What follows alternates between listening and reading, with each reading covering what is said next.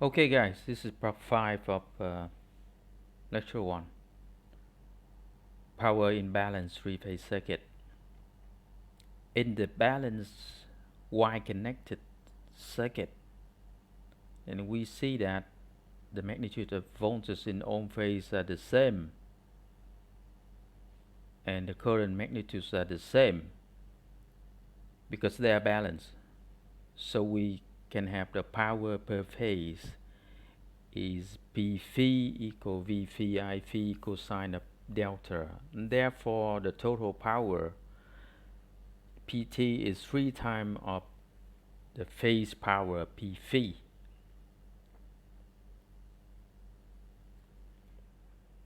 Is in delta connected load, we will have the same situation. And therefore, the total complex power ST is 3 times of S phi, which is 3 times of V phi I phi with an angle of delta, or root 3 times of V line I line with the same angle theta. And therefore, we can do calculation on a three-phase or on a per-phase basis. Now, sometime in the three-phase, we will be given both delta and Y connected component or elements. And if we want to do the per-phase calculation, then we need to be able to extract a per-phase equivalent circuit. In order to do that, we would need to convert a delta connected circuit to a Y connected circuit. For balanced three-phase load, this is easy. We can use the Z delta impedance of a delta connected circuit divided by 3 to form ZY, which is the impedance of each phase in a Y connected circuit. Okay, to illustrate this case, let's have a look at example 2.14. Here we need to draw the per phase equivalent circuit. We will replace the delta connected capacitor bank by a Y connected bank with phase impedance of minus J15 divided by 3, therefore it would be minus J5, and the resulting Y connected circuit can then be simplified to give the per phase equivalent circuit, as can be seen in the next slide. So here we have minus J15 on 3 phase in a delta connected configuration.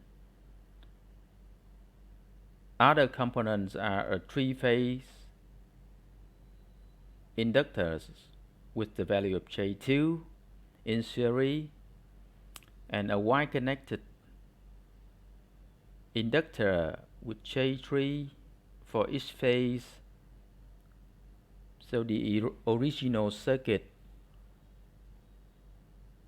is shown in figure 2.26.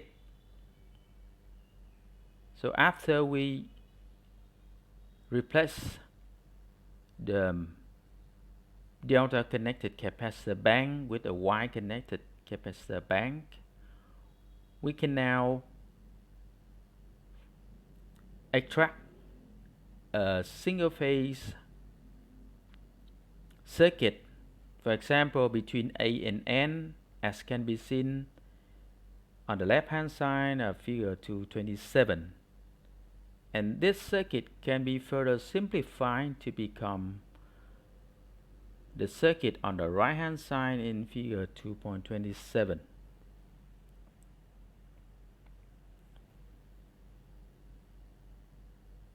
we can use the three-phase circuit knowledge here to simplify the calculation in example 2.15. In this example, we have 10 induction motor in parallel, and we need to find the three-phase kVAR rating of a capacitor bank to improve the overall power factor to unity. So remember, the total power for one induction motor is 30 kilowatt for real power. So 10 motor would give us 300 kilowatt total real power. In order to find the per phase real power, we need to divide that by 3. So we will have 100 kilowatt real power, and the power factor of each phase will be 0.6 lagging. And therefore, the apparent power measured in kVA is 100 kilowatt divided by 0.6, and the angle would be the inverse cosine of 0.6. Therefore, the phase complex power would be 100 plus J 133 kVA. If we connect a capacitor bank in parallel to the load, we can improve the overall power factor.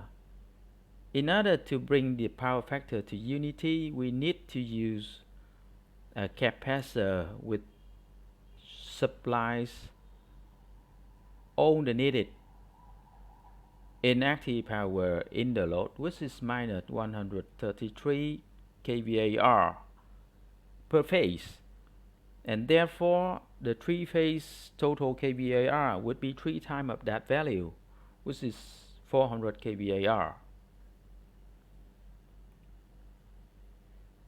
In example 2.16, we don't want to bring the power factor to unity. We might just need to bring it to 0.9 lagging.